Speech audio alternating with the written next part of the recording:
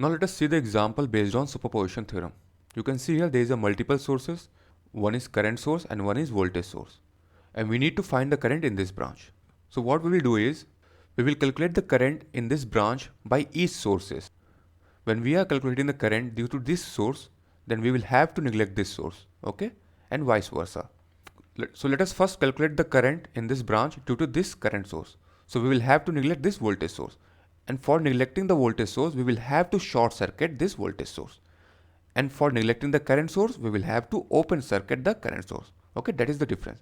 For neglecting current source, we will have to open circuit, and for neglecting the voltage source, we will have to short circuit. So let us short circuit this voltage source. So the circuit will look like this. I have short circuit this voltage source. I will calculate the current in this branch due to this current source. And let us say this branch current is I dash. Now you can see here, after short circuiting, these two resistors are in parallel. Why? The criteria for parallel is there should be two terminals common. So you can see here one terminal is common here and another two terminal is common. Okay, you can see here there is no resistance between them. They are directly connected. So these two are in parallel. Similarly, these two are also in parallel. Let us modify this circuit. You will clearly see that. What I have done is I have connected these two terminals directly. Okay, you can see here I have connected this terminal directly here. So you can clearly see they are in parallel. Now if they are in parallel and their magnitude are also equal, that is 1 ohm and 1 ohm. So their equivalent will become 0.5, that is half. Similarly, they are also equal. Their equivalent will become 0.5. Now these two resistors are in series now. So they will become 1.5. It becomes 1.5. Now this 1 ampere current will get divided in these two branch. Okay, these two branch are in parallel. So by current division rule, I can calculate this current I dash now. Okay. So by current division, I dash is equals to total current, that is 1 ampere, 1 into 0.5. I will use other branch resistance at the numerator. Okay. So that is 0.5 upon 0.5 plus 1.5. Okay. The current will come out to be 1 into 0.5 upon 2, which is 0.25 ampere. This 0.25 ampere in this branch is due to this current source. Now let us calculate the current in this branch due to this voltage source. Okay, then I will have to neglect this current source, and for neglect the current source, I will have to open circuit it.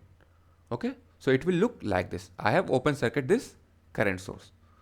Now let us say this branch current is I double dash. Okay, which means this current is due to this voltage source.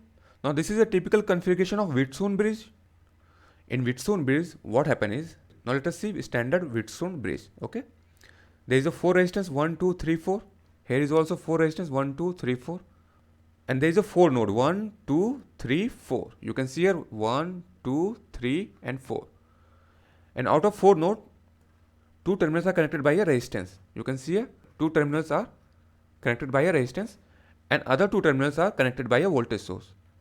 So other 2 terminals are connected by a voltage source. So these circuits are same.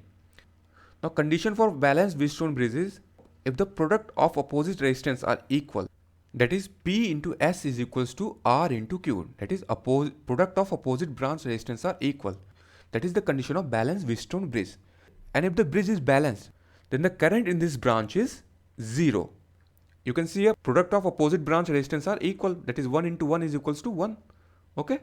So current in this branch I double dash will be 0. So value of current in this branch is 0. Okay. Or you can say the current in this branch due to this voltage source is 0. Okay.